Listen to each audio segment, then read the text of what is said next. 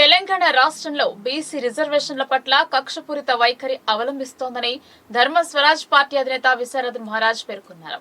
జనాభాలో 50% జనాభా కలిగిన ప్రజలకు అన్యాయం జరుగుతుందన్నారు. పూర్తి స్థాయిలో రిజర్వేషన్లు సాధించేంత వరకు పోరాటమాగదన్నారు. నిజామాబాద్ జిల్లా కేంద్రంలోని పాత కలెక్టరేట్ కార్యాలయంలో ధర్మ సమాజ్ పార్టీ ఆధ్వర్యంలో ఎస్సీ, ఎస్టీ, బీసీ, మైనార్టీ వర్గాల అభ్యున్నతి లక్ష్యంగా బహిరంగ సభ జరిగింది. ఈ సమావేశానికి విశారదన్ మహారాజ్ ముఖ్య అతిథిగా హాజరయ్యారు. తెలంగాణలో ప్రజలు అన్యాయానికి గురవుతున్నారని పేర్కొన్నారు. 50% జనాభా కలిగిన ఎస్సీ, ఎస్టీ, బీసీ, మైనార్టీ వర్గాల అభ్యున్నతికి కేంద్రంలోని బీజేపీ, రాష్ట్రంలోని కాంగ్రెస్ బీసీలకు 42% రిజర్వేషన్ కల్పిస్తామని చెప్పి వారి గురించి మర్చిపోయారని పేర్కొన్నారు. కేంద్రంలోని బీజేపీ బీసీ రిజర్వేషన్లు కల్పించడం లేదని అన్నారు. కాంగ్రెస్ వాటి గురించి అడగటం లేదని విశారదన్ మహారాజ్ కేంద్ర రాష్ట్ర ప్రభుత్వాల తీరుపై మండిపడ్డారు. ఎవరెంతో వారికంత నినాదంతో ముందుకు సాగుతూ హక్కులను రక్షించుకోవాలని సూచించారు. బీసీ, ఎస్సీ, ఎస్టీ, మైనార్టీ జిల్లా అధ్యక్షుడు బొబ్బిలి నర్సయ్య మాట్లాడుతూ ఇది అంతం కాదు, ఆరంభం మాత్రమే అన్నారు. రిజర్వేషన్లను సాధించుకునేంత వరకు పోరాటం ఆపకుండా ఆందోళన కార్యక్రమాలు ఉధృతం చేయాలన్నారు. కామారెడ్డి జిల్లాలో సీఎం రేవంత్ రెడ్డి ప్రకటించిన బీసీ డిక్లరేషన్ అమలు చేయాలని డిమాండ్ చేశారు. పెద్ద సంఖ్యలో ప్రజలు హాజరయ్యారు. రాత్రి వరకు సాగిన ఈ సమావేశంలో పలువురు ప్రముఖులు పాల్గొన్నారు. దానికోసం 50% బీసీలున్నారు పైన, దానికోసం 50% రిజర్వేషన్లు కావాలి. అది భూమిలో కావాలి, పార్లమెంట్ అసెంబ్లీలో కావాలి, గ్రామ సర్పంచ్లో కావాలి. ఆ బిల్లులు అంతే ఆగిపోయినాయి. బీజేపీ కూడా బిల్లులు ముట్టుకునేది లేదు, కాంగ్రెస్ వాడు అడిగేది లేదు, బీఆర్ఎస్ వాడు ఇది ఏందని అడిగేది లేదు.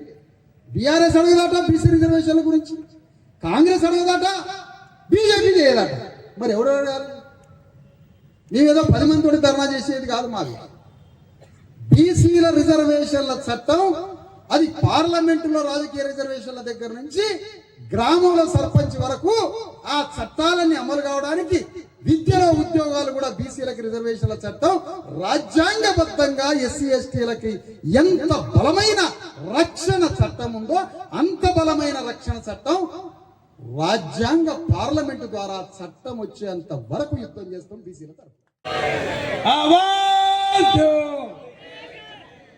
నేటి బీసీ, ఎస్టీ, ఎస్సీ కార్యక్రమానికి ముఖ్య అతిథిగా విచ్చేసిన పెద్దలు మన విశారదన్ మహారాజ్ గారికి, అదేవిధంగా వేదికను అలంకరించిన పెద్దలందరికీ ధన్యవాదాలు.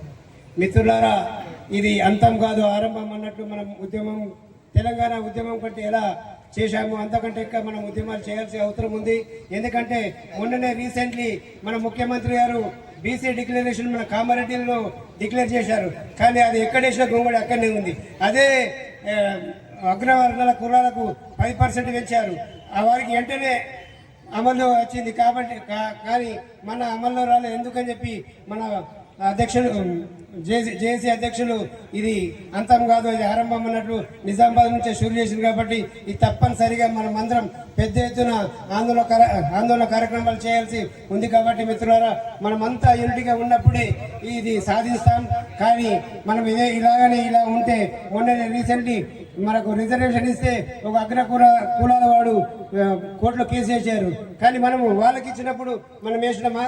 ఏలే. అదే వాడు అంశగా తీసుకొని వాడు కేసు వేస్తే మనం ఇలా అట్లనే ఊపుకున్నాం.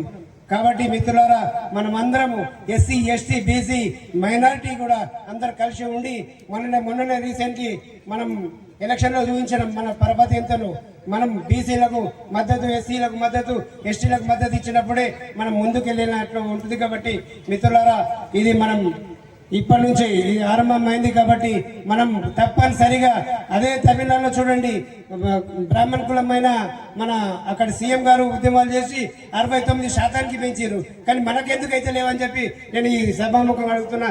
పెద్ద ఎత్తున ఆందోళన చేసినప్పుడే మనం ఈ కోరికలు నెరవేర్చాయి. కాబట్టి మన విశారదన్ మహారాజు స్టార్ట్ చేసిండు. దాన్ని మనం అందరం యూనిటీగా వెళ్తే మనం కంపల్సరిగా ఈ రిజర్వేషన్ కల్పించుకోగలుగుతాం. కాబట్టి అవకాశం ఇచ్చిన పెద్దలందరూ ధన్యవాదాలు.